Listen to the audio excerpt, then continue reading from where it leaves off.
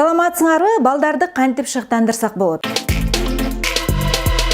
Бүгүн сиздерге эң сонун техникаларды сунуш кылабыз. Балдардын типологиясына, өзгөчөлүгүнө, күчтүү жагына басым коюп шыктандыруу. Мисалы, кайсы бир балаңыз бийликти жакшы көрөт, үстөмдүк кылганды жакшы көрсө, экинчиси болсо социалдык деп аталат. Бул коомго аралашып, оюн зоокту, элди жакшы көргөн, үйгө мейман келгенди, мейманга барганды жакшы көргөн балдар болот. Андан сырткары пландаганды жактырган балдар бар. Эгер план боюнча болбой калса, алдын ала ойлогон оюндай болбой калсак, ачууланган, бул нерсени жактырбаган балдарыбыз бар.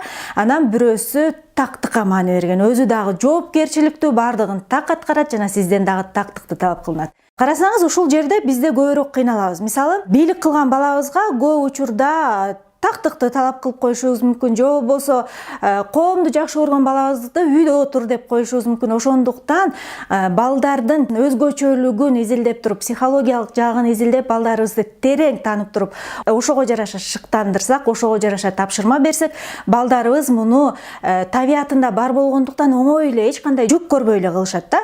Мисалы, конокко барган бир кырдаалды алып көрөлү, ал жерде бала деген тынч отурбайт. Анан балдардан тынч отур деген талаптын өзү эле туура эмес. Анткени бала кыймылдайт, сүйлөйт, элге аралашат.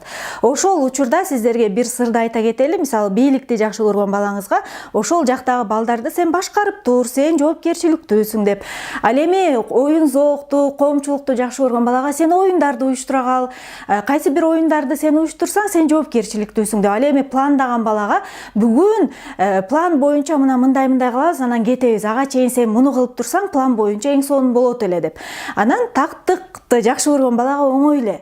Ага так көрсөтмөлөрдү берип койсо, так балабыз муну ар бир пунктка токтолуп, ар бирин так аткарат дагы, конокко барганда эч кандай сизде кыйынчылык жаралбайт. Карасаңыз, ошондо ар бир балаңыздын типологиясына жараша тапшырма берип коесуз дагы. Сиз коноктор менен тынч отуруп кетесиз, балдар өз иши менен өздөрү алектенип, алар дагы ыраазы болуп кайтышат. Анан дагы бир кичинекей техника менен бөлүшө кетейин. Шыктандырууда дайыма муну эске алыңыз. Балаңыз эмнени жакшы кылат? Балаңыздын мүнөзүндө кандай өзгөчөлүктөрү бар жана келечекте балаңыздын ким болушун көрөсүз, келечегин кандай элестетесиз. Балаңыз эмне жакшы кыларын кагазга тизмелеп жазып алыңыз. Андан кийин анын мүнөзүндөгү өзгөчөлүктөрүн, сапаттарын тизмелеп жазып алыңыз дагы.